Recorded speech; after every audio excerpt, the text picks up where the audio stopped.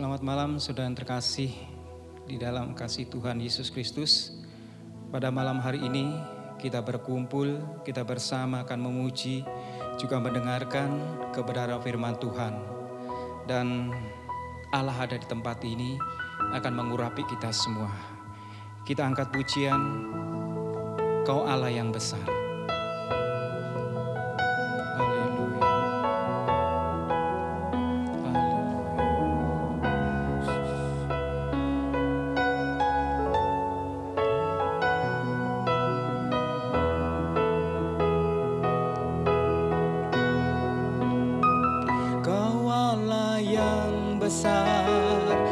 Ajaib dan mulia, Kau Yesus yang selalu membuatku terpesona. Segala pujian bagimu ya Tuhan, hanya Kau yang layak ku agungkan. Kau Allah yang besar, ajaib dan yang selalu membuatku terpesona. Segala pujian bagimu ya Tuhan, hanya Kau yang layak ku agungkan. Kau Allah yang besar, ajaib dan mulia, Kau Yesus yang selalu membuatku terpesona. Segala pujian bagimu ya Tuhan, hanya Kau yang layak ku agungkan. Kau Allah yang besar, ajaib dan mulia, Kau Yesus yang selalu membuatku terpesona. Segala pujian bagimu ya Tuhan, hanya Kau yang layak ku agungkan. Kau Allah yang besar, ajaib dan mulia, Kau Yesus yang selalu membuatku terpesona. Segala pujian bagimu ya Tuhan, hanya Kau yang layak ku agungkan. Kau Allah yang besar, ajaib dan mulia, Kau Yesus yang selalu membuatku terpesona.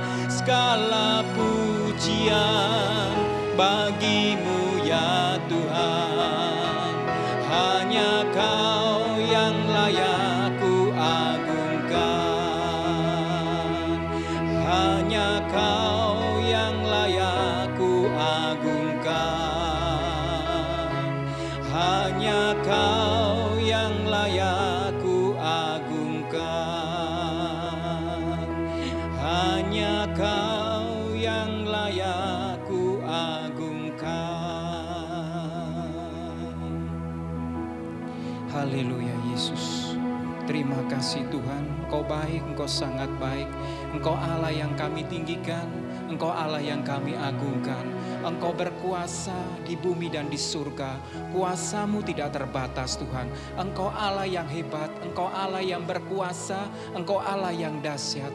Kami bersyukur buat kebaikan-Mu, kami bersyukur buat kemurahan-Mu, kami bersyukur buat pertolongan-Mu Tuhan. Tutup bungkus dengan kuasa darah-Mu acara ini Tuhan.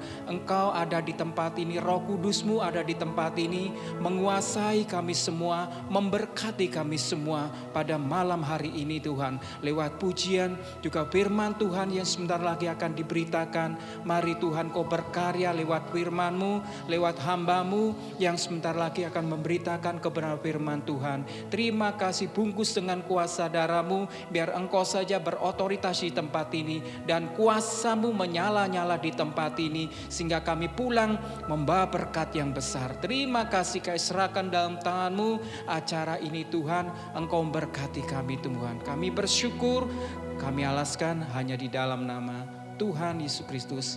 Haleluya. Amin. Puji Tuhan, selamat malam. Saya akan lanjutkan pendalaman Alkitab kita. Kamis yang lalu kita membahas tentang Yehuda, akar katanya adalah yadah, yang artinya dia bersyukur atau dia memuji. Kita membahas tentang kuasa di dalam puji-pujian, bagaimana Paulus dan Silas dilepaskan dari penjara, dari belenggu, pasungan.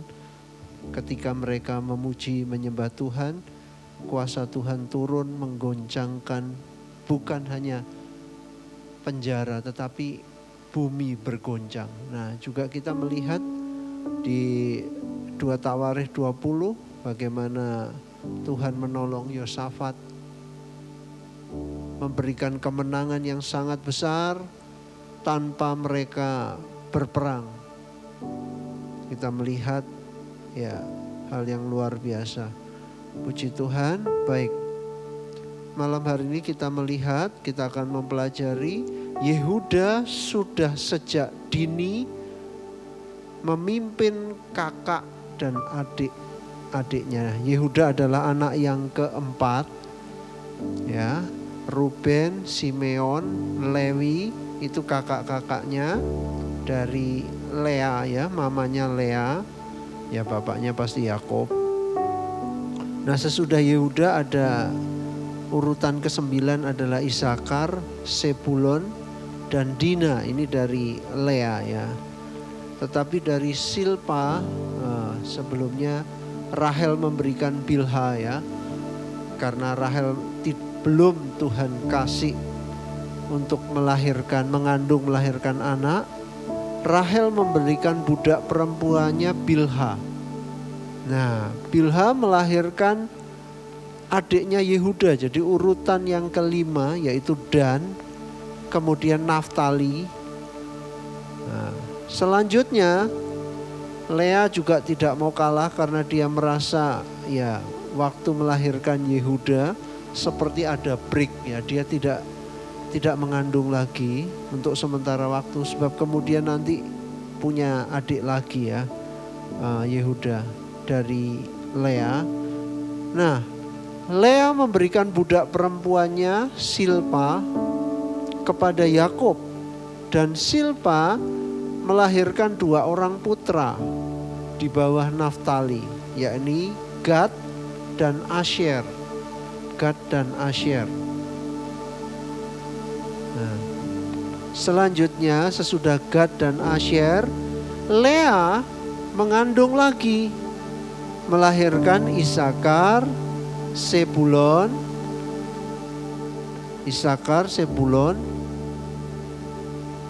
ya, Isakar, Sebulon. Kemudian yang ke-11 adalah Dina. Nah, sesudah Dina baru Rahel mengandung dan mempunyai anak yang bernama Yusuf. Selanjutnya Rahel punya anak Benyamin yang waktu di persalinannya, ya, akhirnya Rahel mengembuskan nafas terakhir. Puji Tuhan. Kita melihat Yehuda urutan keempat dari seluruh anak-anak Yakub. Tetapi Yehuda sudah sejak dini menunjukkan wibawa kepemimpinan. Haleluya. Yehuda sudah menunjukkan wibawa kepemimpinannya. Kita melihat di dalam Kejadian 37.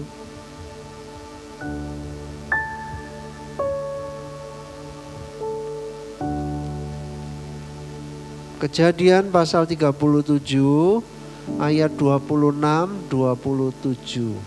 Ayat 26, 27. Kejadian 37. Lalu kata Yehuda kepada saudara-saudaranya itu, apakah untungnya kalau kita membunuh adik kita, Yusuf ya, yang dimaksud, dan menyembunyikan darahnya? Marilah kita jual dia kepada orang Ismail ini, tetapi janganlah kita apa-apakan dia, karena ia saudara kita, darah daging kita. Dan perhatikan, saudara-saudaranya mendengarkan perkataannya itu. Kita melihat di sini ya, perkataan usul Yehuda didengarkan oleh kakaknya ada 3, dan adik-adiknya. Kakak-kakak dan adik-adiknya. Kemudian kita lihat lagi di dalam pasal 43. Kejadian pasal 43 ayat 3 sampai 10. Atau kita baca mulai ayat 1 sampai 10. Tetapi hebat sekali kelaparan di negeri itu, dan setelah gandum yang dibawa mereka dari Mesir habis dimakan, berkatalah ayah mereka Yakub, pergilah pula membeli sedikit bahan makanan untuk kita. Lalu Yehuda menjawab Yakub, orang itu, maksudnya penguasa yaitu Yusuf, telah memperingatkan kami dengan sungguh-sungguh. Kamu tidak boleh melihat mukaku jika adikmu itu tidak ada bersama-sama dengan kamu. Jika engkau mau membiarkan adik kami pergi bersama-sama dengan kami, maka kami mau pergi ke sana dan membeli bahan makanan bagimu. Tetapi jika engkau tidak mau membiarkan dia pergi, maka kami tidak akan pergi ke sana. Sebab orang itu telah berkata kepada kami, kamu tidak boleh melihat mukaku jika adikmu itu tidak ada bersama-sama dengan kamu. Lalu berkatalah Israel, mengapakah kamu mendatangkan malapetaka kepadaku dengan memberitahukan kepada orang itu bahwa masih ada adikmu seorang? Jawab mereka, orang itu telah menanyai kami dengan seksama tentang kami sendiri dan tentang sanak saudara kita. Masih hidupkah ayahmu? Adakah adikmu lagi? Dan kami telah memberitahukan semuanya kepadanya seperti yang sebenarnya. Bagaimana kami dapat menduga bahwa ia akan berkata, bawalah kemari adikmu itu? Lalu berkatalah Yehuda kepada Israel ayahnya, biarkanlah anak itu pergi bersama-sama dengan aku. Maka kami akan bersiap dan pergi supaya kita tetap hidup dan jangan mati, baik kami maupun engkau dan anak-anak kami. Akulah yang menanggung dia. Engkau boleh menuntut dia daripadaku jika aku tidak membawa dia kepadamu dan menempatkan dia di depanmu. Maka akulah yang berdosa terhadap engkau untuk selama-lamanya. Jika kita tidak berlambat-lambat, maka tentulah kami sekarang sudah 2 kali pulang. Ayat 11, lalu Israel, ayah mereka berkata kepadanya, jika demikian perbuatlah begini, ambillah, dan seterusnya. Kita melihat setelah melewati diskusi, kita melihat Yakub pun akhirnya mendengarkan apa yang dikatakan Yehuda. Jadi sekali lagi sifat kepemimpinan Yehuda sudah nampak, sudah terlihat. Yehuda bertanggung jawab, dan kita melihat Yakub, Israel berani melepaskan karena Yehuda berani bertanggung jawab. Di tadi yang saya bacakan, yang kita lihat sama-sama, di situ Yehuda berani mempertaruhkan dirinya. Nah, ini dia. Berapa waktu lalu saya dikirimin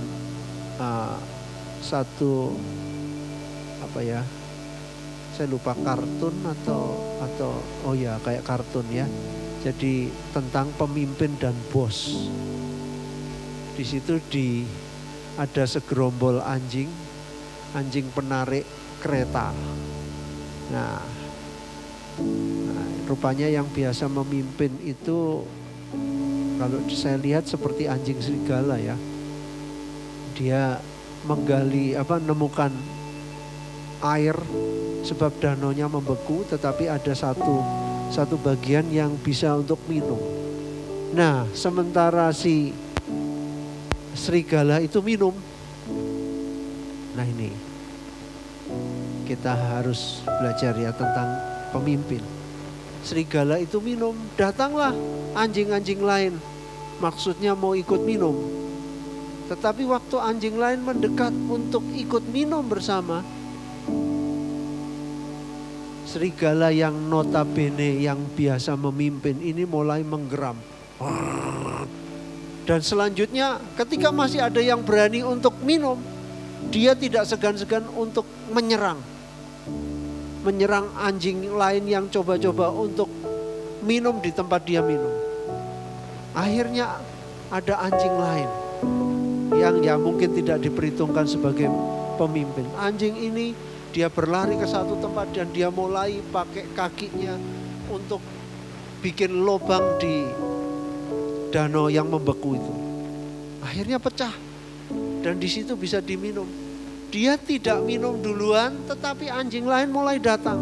Anjing lain itu mulai datang dan mereka mulai minum. Dia biarkan anak buahnya yang lain untuk minum. Nah, kita juga melihat Yehuda berani mempertaruhkan dirinya demi sebuah tanggung jawab. Nah, pemimpin bukan minta dia yang terdahulu, dia yang terutama, tidak. Tetapi dia memberi kesempatan kepada yang lain. Dia bukan sosok pribadi yang egois, yang mau menang sendiri. Kita melihat Yehuda berani. Di ayat ini dikatakan, saya ulang baca ayat 8. Lalu berkatalah Yehuda kepada Israel ayahnya, biarkanlah anak itu pergi bersama-sama dengan aku. Nah, bukan bersama-sama dengan kami. Saya percaya ini satu kesalahan tulis? Tidak, ini tidak kesalahan tulis. Tetapi mari kita lihat, kenapa kok di sini dikatakan biarkanlah anak itu, Benyamin maksudnya, pergi bersama-sama dengan aku. Maka baru dipakai kami akan bersiap pergi. Jadi yang pergi bukan Yehuda dan Benyamin saja, tetapi di sini kami berarti dengan yang lain. Tetapi lihat di kalimat yang saya bacakan tadi, biarkanlah anak itu pergi bersama-sama dengan aku, maka kami akan bersiap dan pergi supaya kita tetap hidup dan jangan mati, baik kami maupun engkau dan anak-anak kami. Nah, coba lihat ayat 9. Akulah yang menanggung dia. Akulah, Yehuda ngomong, aku yang bertanggung jawab atas Benyamin. Engkau boleh menuntut dia daripadaku. Jadi Yehuda siap untuk bertanggung jawab, untuk memikul resiko. Nah, resikonya enggak main-main. Mari kita lihat, coba resikonya tidak main-main. Jika aku tidak membawa dia kepadamu dan menempatkan dia di depanmu, maka akulah yang berdosa terhadap engkau untuk selama-lamanya. Bukan untuk 1 bulan 2 bulan. Tetapi Yehuda berani bertanggung jawab. Aku jaminannya. Dan akhirnya hati Yakub memang dengan berat dia melepaskan. Kita baca kalau yang lalu Ruben, ketika Ruben berkata, Yakub tidak percaya kepada Ruben. pada Ruben anak sulung. Yakub sudah tidak percaya. Nah, kita melihat ya, jadi pemimpin harus siap bertanggung jawab. Pemimpin harus siap pasang diri. Pemimpin bukan ketika menghadapi masalah dia cuci tangan, dia kabur, dia menghindar. Nah, itu bukan pemimpin. Kita melihat itu ada di pribadi Yehuda. Yehuda berani bertanggung jawab menghadapi resiko yang tidak mudah. Oke, baik, kita lanjut pasal 46. Pasal 44. Pasal 44. Ayat yang ini cukup panjang juga. Ayat yang ke-16 sampai ayat yang ke-34. Oh, panjang. Baik, saya bacakan. Sesudah itu berkatalah Yehuda, apakah yang akan kami katakan kepada tuanku? Apakah yang akan kami jawab? Dan dengan apakah kami akan membenarkan diri kami? Allah telah memperlihatkan kesalahan hamba-hambamu ini, maka kami ini budak tuankulah kami. Baik kami maupun orang pada siapa kedapatan piala itu. Tetapi jawabnya, jauhlah daripadaku untuk berbuat demikian. Pada siapa kedapatan piala itu, dialah yang akan menjadi budakku. Tetapi kamu ini pergilah kembali dengan selamat kepada ayahmu. Lalu tampillah Yehuda. Nah, perhatikan ya. Lalu tampillah Yehuda mendekatinya dan berkata, mohon bicara tuanku, izinkanlah kiranya hambamu ini mengucapkan sepatah kata kepada tuanku, dan janganlah kiranya bangkit amarahmu terhadap hambamu ini, sebab tuanku adalah seperti Firaun sendiri. Tuanku telah bertanya kepada hamba-hambanya ini, masih adakah ayah atau saudara kamu? Dan kami menjawab, tuanku, kami masih mempunyai ayah yang tua dan masih ada anaknya yang muda yang lahir pada masa tuanya. Kakaknya telah mati, hanya dia sendirilah yang tinggal dari mereka yang seibu. Sebab itu ayahnya sangat mengasihi dia. Lalu tuanku berkata kepada hamba-hambamu ini, bawalah dia kemari kepadaku supaya mataku memandang dia. Tetapi jawab kami kepada tuanku, anak itu tidak dapat meninggalkan ayahnya, sebab jika ia meninggalkan ayahnya, tentulah ayah ini mati. Kemudian tuanku berkata kepada hamba-hambamu ini, jika adikmu yang bungsu itu tidak datang kemari bersama-sama dengan kamu, kamu tidak boleh melihat mukaku lagi. Setelah kami kembali kepada hambamu ayahku, maka kami memberitahukan kepadanya perkataan tuanku itu. Kemudian ayah kami berkata, kembalilah kamu membeli sedikit bahan makanan bagi kita. Tetapi jawab kami tidak dapat pergi ke sana jika adik kami yang bungsu bersama-sama dengan kami, barulah kami akan pergi ke sana. Sebab kami tidak boleh melihat muka orang itu apabila adik kami yang bungsu itu tidak bersama-sama dengan kami. Kemudian berkatalah hambamu ayahku kepada kami, kamu tahu bahwa istriku telah melahirkan 2 orang anak bagiku, yang seorang telah pergi daripadaku, dan aku telah berkata, tentulah ia diterkam oleh binatang buas, dan sampai sekarang aku tidak melihat dia kembali.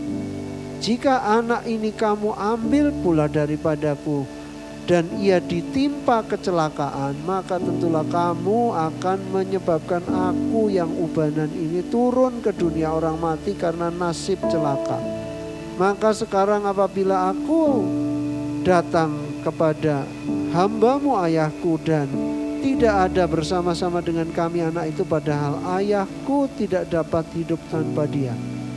tentulah akan terjadi apabila dilihatnya anak itu tidak ada, bahwa ia akan mati. Dan hamba-hambamu ini akan menyebabkan hambamu ayahku kami yang ubanan itu turun ke dunia orang mati karena duka cita.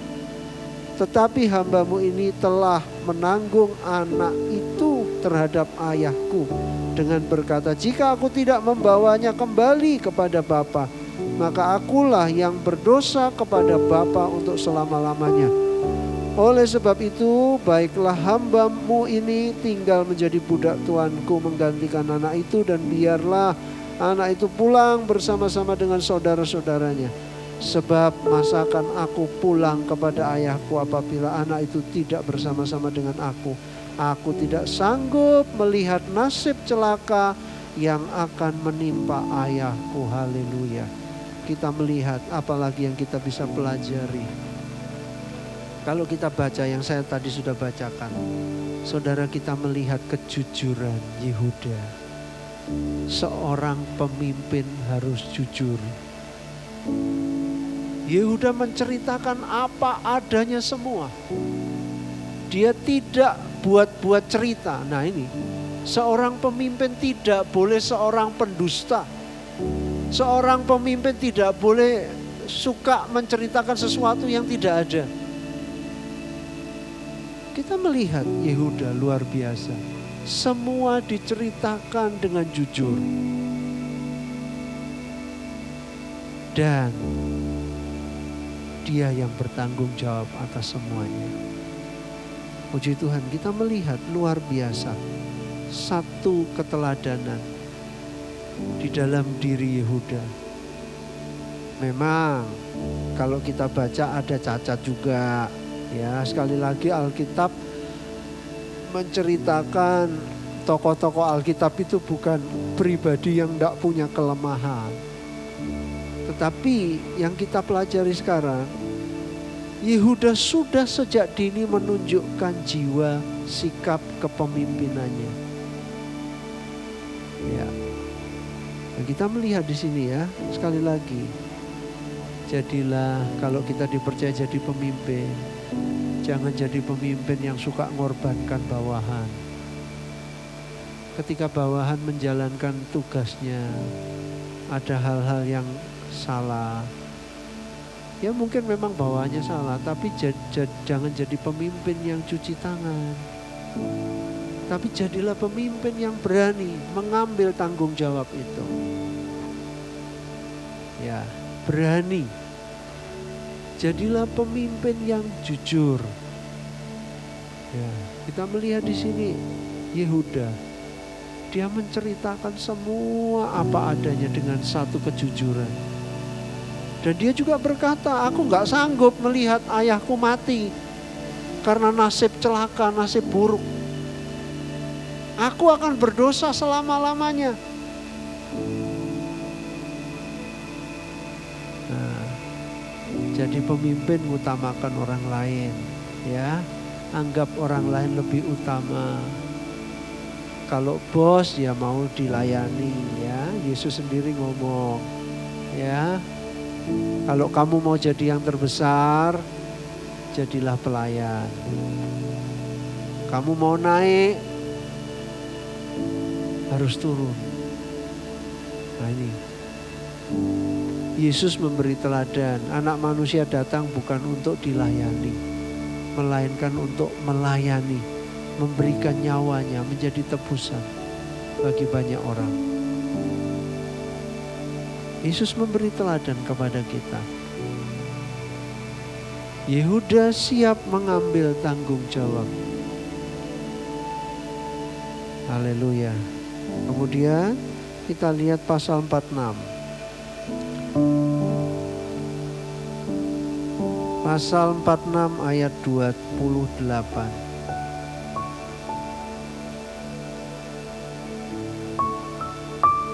Yakob menyuruh Yehuda berjalan lebih dahulu mendapatkan Yusuf, supaya Yusuf datang ke Goshen menemui ayahnya. Sementara itu sampailah mereka ke tanah Goshen. Lihat siapa yang dipercaya untuk berjalan lebih dulu. bukan Ruben, yang dipercaya oleh Yakub untuk berjalan mendahului rombongan mereka menemui Yusuf. Sebab rombongan Yakub ada di belakang. Saudara, Yakub berangkat ke Mesir. Semangatnya bangkit sesudah mendengar perkataan Yusuf yang dititipkan. Sesudah melihat kereta Yusuf yang dipakai untuk menjemput. Semangatnya Yakub bangkit. Nah, sekarang kita melihat siapa yang disuruh. Kamu jalan duluan. Yang disuruh adalah Yehuda. Haleluya. Sekali lagi Yehuda bicara tentang pujian, ucapan syukur. Dan kita melihat pujian ada di depan. Di depan langkah rombongan keluarga Yakub menuju ke Mesir. Puji Tuhan.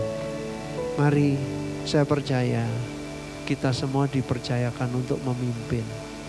Tapi mari jadilah pemimpin seperti Yehuda. Bukan bos yang mau dilayani, tapi utamakan yang lain. Beri kesempatan kepada anak buah dan juga bertanggung jawab. Berani bertanggung jawab. Berkata jujur. Mungkin masih banyak lagi ya. Baik, puji Tuhan. Saya tidak panjangkan firman Tuhan, tapi biarlah firman Tuhan ini menguatkan kita. Kalau mungkin selama ini ada di antara kita yang suka cuci tangan, egois, minta dilayani, ya mari kita bertobat, tinggalkan semua itu ya. Haleluya, puji Tuhan. Baik, kita akan tunduk kepala. Bapa di dalam sorga, terima kasih buat firman-Mu malam hari ini. Terima kasih kami boleh belajar dari Yehuda. Yehuda sosok pribadi, pemimpin yang baik. Kau ajar kami Tuhan. Terlebih lagi keturunan Yehuda, Yesus Kristus memberi keteladanan yang sempurna. Tuhan, tolong kami supaya kami meneladani Engkau. Engkau bukan mau dilayani, tetapi Engkau melayani. Tuhan, bahkan Engkau memberikan nyawa-Mu menjadi tebusan. Engkau turun, Engkau membasuh kaki murid-murid. Engkau melayani banyak orang, keluar masuk desa, kota, kampung untuk melayani. Haleluya, puji Tuhan. Tuhan Yesus, tolong kami supaya kami menjadi pribadi yang bertanggung jawab. Bukan pribadi yang egois, mencari kesenangan kami sendiri. Ubah kami Tuhan kalau masih ada sikap karakter kami, sifat-sifat kami yang salah. Tuhan, ubah barui kami. Dan jadikan kami juga pemimpin-pemimpin yang jujur. Jujur dalam perkataan, jujur dalam tindakan. Sehingga Tuhan, nama-Mu dipermuliakan. Terima kasih Bapa. Terima kasih, kami bersyukur kepadamu. Makasih Roh Kudus, mari meteraikan di dalam hati kami. Kami serahkan semua, berkati umat-Mu. Terima kasih Tuhan Yesus. Di dalam nama Yesus kami berdoa. Haleluya. Amin.